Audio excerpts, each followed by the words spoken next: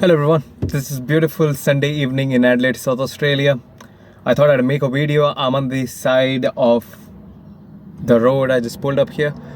I thought of making the video on the hill, but due to some circumstances, I couldn't make it there. So here I am. I'm gonna make this video in my car, and I'm going to start with chapter 32, Exodus chapter 32, and let's see if we can articulate this in the most philosophical way and learn something from it, from the Israelites who are in the desert, who left the structure of Egypt, and now they are here trying to make sense of what they are doing in the desert, and what do they do when they lose faith.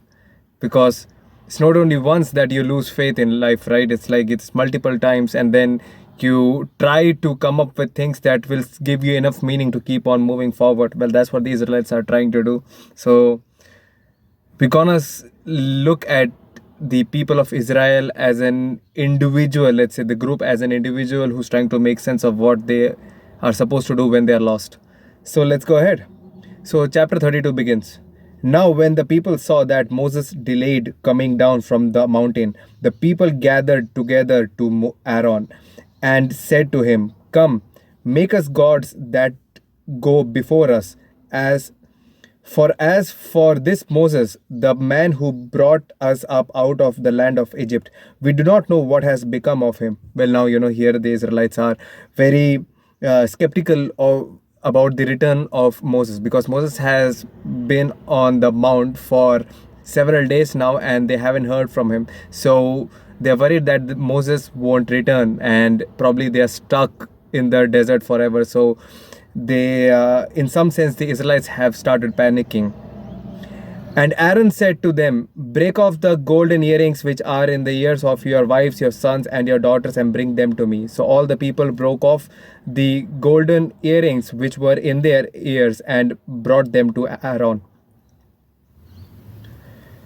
Okay, so here it's very interesting, because now the Israelites ask Aaron to make them gods who brought them out of Egypt. Because the thing is that they've lost what they've lost the guide here, because Moses has been gone for days, and they have lost what they were guided by, and now they are panicking. So they have asked Aaron to make them gods, because it is something like, you need to have an ideal to keep on moving forward to. When the guide is taken away from you, that the problem is that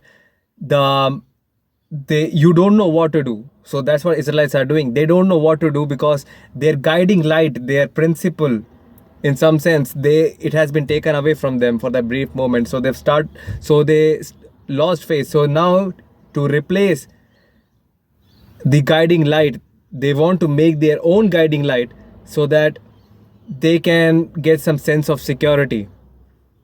Because even Israelites, as flawed as they are, they're still looking for gods to be guided by. So it means that they still believe in the higher power, but the problem here is that they're still sacrificing the higher god for the lower gods, and that is a problem, right? When you're aiming for the stars, people just settle when they land on the moon. It's something like that. So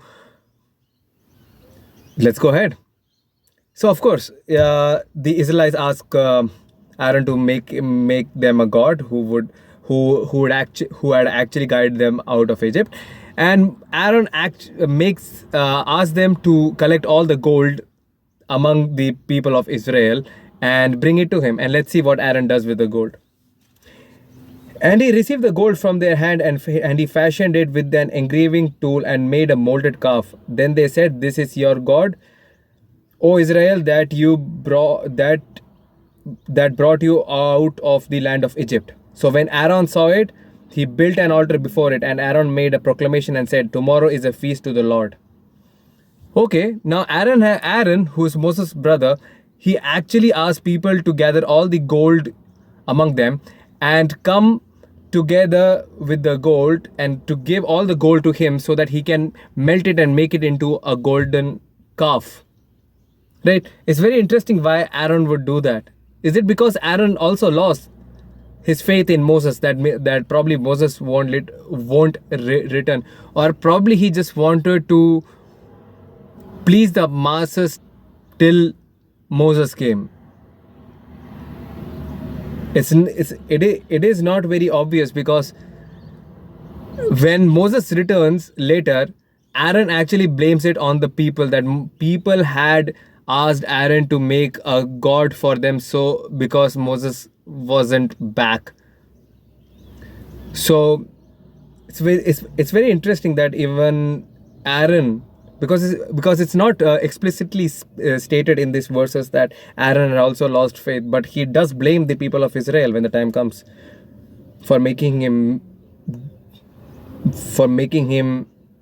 manufacture a golden calf, a false god. All right. So when Aaron saw it, he built an altar before it, and Aaron made a proclamation and said, "Tomorrow is a feast to the Lord." Then they rose early on the next day, offered burnt offerings, and brought peace offerings, and the people sat down to eat and drink and rose up to play. And the Lord said to Moses, "Go, get down, for your people whom you brought out of the land of Egypt have corrupted themselves. They have turned aside quickly out of the way which I commanded them. They have made themselves a molded calf and worshipped it and sacrificed to it and said, 'This is your God, O Israel, that brought you out of the land of Egypt.'" Well, now obviously the Lord is all knowing. So he knows what's happening with the people at the bottom of the mount, where the Israelites were waiting for Moses. So the Lord actually informs Moses that, the people have become corrupted. They have turned away from the Lord. They have stopped listening to what I had commanded them to do, what the Lord had commanded them to do. So it's like, when the children are not when the children are not supervised, they tend to go astray. So that's what Israelites are doing right now. Since there's been no eye on them, the proper eye, the main eye, who was Moses. Now Moses not watching them, the Lord was all the time, but it wasn't obvious to the Israelites that the Lord was watching them. So the Israelites take the opportunity to stray away from whatever God had commanded them. Because God, if you remember from one of the previous videos and in the Bible verses, one of the previous things that Lord had told the people, that the Lord is a jealous God, right? Because God wants the people's love. He wants all the loyalty, love that they have, and the God wants people to give all his love and loyalty towards him and to not worship any false gods. Well, let's go ahead. Let's see what happens next. All right. And the Lord said to Moses, "I have seen this people, and indeed it is a stiff-necked people. Now therefore let me alone, that my wrath may burn hot against them, and I may consume them. And I will make of you a great nation." Well, now God is angry. God says, I will unleash my anger on the people of Israel. But for Moses, he makes an exception. He says, "Moses, I will make a great nation of you." It means that I will make sure that your descendants multiply without any stop to it. And the rest of the Israelites have to bear my anger. That's what the Lord said. But let's say what Moses says. Then Moses pleaded with the Lord his God and said, "Lord, why does your wrath burn hot against your people whom you have brought out of the land of Egypt with great power and with a mighty hand? Why should the Egyptians speak and say, 'He brought them out to harm them, to kill them in the mountains, and to consume them from the face of the earth'? Turn from your fierce wrath and relent from this harm to your people. Remember Abraham, Isaac, and Israel, your servants, to whom you swore by your own self, and said to them, 'I will multiply your descendants as the stars of heaven, and all this land that I have spoken of I will give to your descendants, and they shall inherit it forever.'" Okay, now God's angry. Well, what does Moses do? Moses actually steps in. He vouches for the people of Israel, right? Moses actually cares for the Israelites, and Moses tells the Lord that, please don't be angry. Please don't be angry, because otherwise the people will think that you just brought them, the Israelites will think that you just brought them out of the tyranny just to sacrifice them, just to kill them off in the desert. So probably that's not a good idea. And he also reminded God of the promise that God had made to the ancestors of Israel, right? The ancestors of Israel, the ancestors of Israel were Abraham, Jacob, and Isaac, right? Abraham, Isaac, and Jacob, they were the ancestors. If you remember, God has said to them that I will make your descendants multiply like the stars of heaven. Well, that is the promise that Moses reminded God. Okay. Well, here Moses, I believe, represents our conscience, our ability to, let's say, correct our behavior. It's like, okay, the Israelites' actions are what they did wrong, right? They started worshipping the false god, and now Moses, that's the conscious. He represents the conscious. He steps in and he realizes, okay, I understand that's wrong, and probably, the Israelites are blind and stupid, but there is a promise that you made, and the Israelites will definitely lose faith in you for all the upcoming generations if you kill them off. So probably it's not a good idea. Well, let's go ahead. So the Lord relented from the harm which he said he would do to his people, and Moses turned and went down from the mountain, and the 2 tablets of the testimony were in his hand. The tablets were written on both sides. On the one side and on the other they were written. Now the tablets were the work of God, and the writing was the writing of God engraved on the tablets. And when Joshua heard the noise of the people as they shouted, he said to Moses, there is a noise of war in the camp. But he said, it is not the noise of the shout of victory, nor the noise of the cry of defeat, but the sound of singing I hear. So it was, as soon as he came near the camp, that he saw the calf and the dancing. So Moses' anger became hot, and he cast the tablets out of his hands and broke them at the foot of the mountain. Okay. Well, now, Moses started coming down from the mountain after speaking with the Lord, after vouching for the people of Israel. And Joshua, he hears a lot of noise coming from the camp. And apparently it's not the noise of victory, or it was actually, apparently it was the voice, it was the noise of, let's say, celebration, the sound of singing. Well, Moses comes down and he sees the calf. So Moses comes down and he sees the calf and he turns angry. And he had actually 2 tablets which consisted of the testimony from God, right? The testimony, and he broke the tablets out of anger. So because those contained of all the rules that you were supposed to follow and all the testimony, so Moses became so angry that he broke the tablets that was given to him by the Lord, because he couldn't bear to see that Israelites were so quick to lose their faith in the higher power that brought them out from the tyranny into the land of desert, who provided them with all the food, water, and everything that they needed when they asked for it. And it's not just Israelites, right? It's like everyone,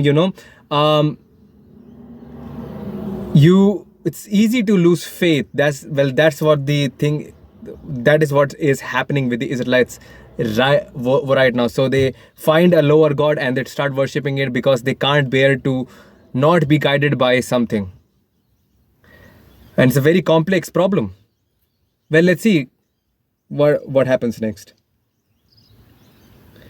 Then he took the calf which they had made, but burned it in the fire and ground it to powder, and he scattered it on the water and made the children of Israel drink it. And Moses said to Aaron, what did this people do to you that you have brought so great a sin upon them? So Aaron said, do not let the anger of my lord, become hot. You know the people, that they are set on evil. For they said to me, make us gods that shall go before us. As for this Moses, the man who brought us out of the land of Egypt, we do not know what has become of him.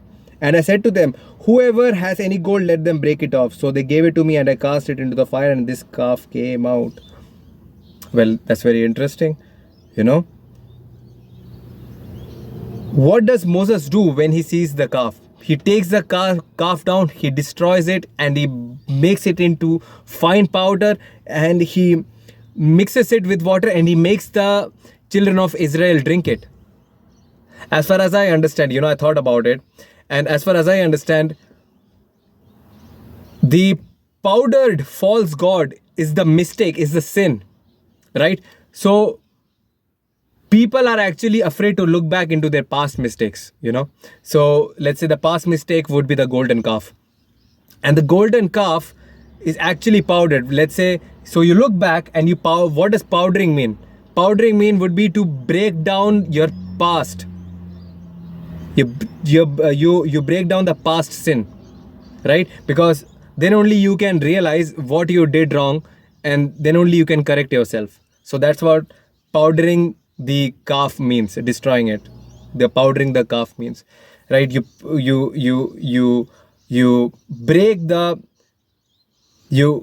convert the golden calf, the sin, into fine powder, right? And Moses mixes the powdered false god, the powdered golden calf, mixes the powdered golden calf into water and makes the Israelites drink it. Well, okay, what does that mean? Why would you drink the powdered false god, right? How does it even make sense? So it's like you look back into your past sin is the golden calf, and you powdered it. It means that you broke it down into fine powder, into pieces that you can understand, so that you can see where it all went wrong, right? And consuming that powdered false god means you consume it because you had the audacity, you had the courage to look back, right? So that's consumption, because you're consuming the past. And then what happens after consumption? You excrete it out, so it's out of your body forever, right? So it's like you look back into your past, and then you broke the past into fine powder so that you can understand it. Okay, what went wrong? And then since you look back into it, you've consumed it, and now you can excrete it out. I hope that makes sense. So now it leaves your body. So that particular sin, it doesn't bother you anymore, because you've done the necessary thinking process, or the action. Let's say if it requires action, let's say if you owe an action, a particular action, so that it all comes together, so let's say you owe someone an action to rectify your mistake, right? So you've consumed it, and you can now excrete it out. It doesn't bother you anymore. So I believe that's what this is. And yeah, and here Aaron, he actually blames the people of Israel for making him manufacture the golden calf. So he actually calls the people of Israel evil. So he doesn't take any account here. He avoids to take any accountability for his action in the absence of Moses, or probably he was afraid of his bigger brother. That's what the power dynamics is in the family. Who knows? Well, yeah, so all I want to say is, like, Aaron refuses to take any accountability for his action. And let's see, because it's not very obvious, if he wanted to delay, he wanted to hold people, or he just wanted to keep people together till Moses returned, or he actually bought into the idea of the false god. So it's not very obvious in the Bible. Then, but again, by these verses, I think he bought bought into the idea. I'm not really sure, because he blames it on the people, because otherwise he could have told Moses, I wanted to hold the fort together till you return, but that's not what he does. He just blames the Israelites. Well, now when Moses saw that the people were unrestrained, for Aaron had not restrained them, to their shame among their enemies, then Moses stood in the entrance of the camp and said, whoever is on the Lord's side, come to me. And all the sons of Levi gathered themselves together to him. And he said to them, thus says the Lord God of Israel, let every man put his sword on his side and go in and out from entrance to entrance throughout the camp, and let every man kill his brother, every man his companion, and every man his neighbor. So the sons of Levi did according to the word of Moses, and about 3,000 men of the people fell that day. Then Moses said, consecrate yourself today to the Lord, that he may bestow on you a blessing this day, for every man has opposed his son and his brother. My God. So what's happening here is that, Moses actually announces that, whoever is on the side of the Lord, come to this side. Only the sons of Levi gather together with him, and the rest of the people are massacred.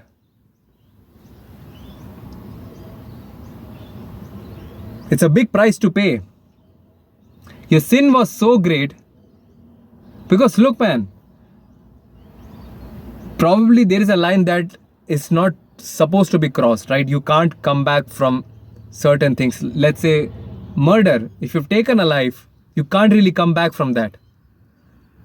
It stays with you, because as far as we know, there is no way that a murderer can bring back his victim, right? He can't make his victim alive again. So some things that we do is pretty scary, You think that there's always a way out, but the thing is, when we do some things that are actually so brutal and terrifying that there is no coming back from it. So that's what, so probably that ends up in a massacre. And that's what the Israelites were subjected to, who did not side with God. They were massacred. Now, was it justifiable? Was it done to prove a point? Is it tyranny then? I don't think so. If God made you, he has all the authority over you. But then again, it doesn't say that Lord had commanded Moses to kill the... It's very interesting, because here it is, God does not tell Moses to ask the Israelites who did not side with Lord to kill their kinship. It is not obvious. Here, actually, if you see, Moses says that Lord said to him, but as far as I see, what I understand is that whatever Moses please correct me if I'm wrong, but whatever Moses did before this was actually God. It was all repeated. Let's say God said to Moses, and then Moses repeated those same words to the people. That is what was happening, right? That was what was happening. But here, it does not say that Moses. It does not say that Lord asked Moses to ask the Israelites to kill those who did not side with the Lord. It's just it doesn't say that here. It says that Moses said that Lord said. So it's from a second person. It's from a second person perspective.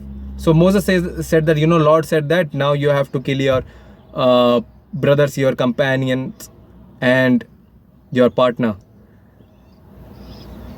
to the Israelites. Well, that's what Moses does. So it's not very obvious here that God had asked Moses to ask the Israelites to kill off their family who did not side with him.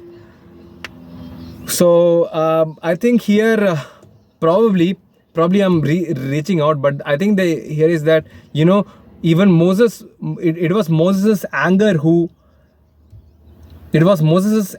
which caused the massacre.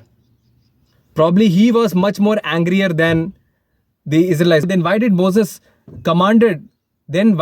even command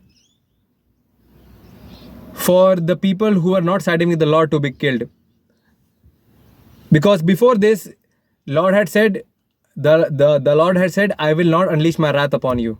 Well, it's certain death, right? It's certain death. The wrath of Lord is certain death. But even if the Lord restrained the people, a lot of people who did not side with the Lord still met their end. I don't know if Moses overreached his authority here. So, and we'll probably find out what the consequences of this are. Well, we'll see again. Let's move ahead. Okay, now it came to pass on the next day that Moses said to the people, you have committed a great sin, so now I will go up to the Lord. Perhaps I can make an atonement for your sin. Then Moses returned to the Lord and said, oh, that these people have committed a great sin and have made for themselves a god of gold. Yet now, if you will forgive their sin, but if not, I pray, blot me out of your book which you have written. And the Lord said to Moses, whoever has sinned against me, I will blot him out of my book. Now therefore go, lead the people to the place of which I have spoken to you. Behold, my angel shall go before you. Nevertheless, in the day when I visit for punishment, I will visit punishment upon them for their sin. So the Lord plagued the people because of what they did with the calf which Aaron made. Okay, now Moses says to the Israelites after the massacre, he says that I'm gonna go and talk with the Lord for you guys, because you guys were so stupid that you guys had the audacity to worship a false god and lost your faith in the God who gave you everything when you needed. Well, what does Moses say to God when he meets him? He says that, God, if you are angry against these people, please don't be angry on them. Instead of them, you can be angry on me, and you can strike my name off the book, of the heavenly book. You can strike my name from the heavenly book. Because there is an idea that when you go to heaven, there'd be a book which would have the account for all the past sins that you have committed. I don't know about the good things. Probably there are good things too, pros and cons, 2 columns, but who knows. So the book, okay, so now Moses says to Lord, you know what, I am ready to get my name blotted out of the book, of the heavenly book. He says this to Lord. Well, God says, and then Moses says this is because he did not want the people of Israelites to be punished from God, because it's probably unbearable, right? The Creator, imagine.